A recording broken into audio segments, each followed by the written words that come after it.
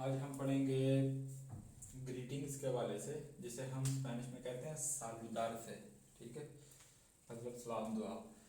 तो के ताल और कोमो एस्तास, इन दोनों का तकरीबन सेम ही मतलब बनता है। के ताल का क्या हाल है, कोमो एस्तास कैसे हो। तो इंग्लिश में तो ये सेम ही है, हाउ आर यू मतलब क्या हाल है।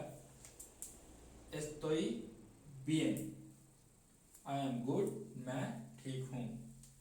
मुई बियन, मुई बियन वेरी वेल बहुत अच्छा हूँ। ठीक है, तो आ गया बियन।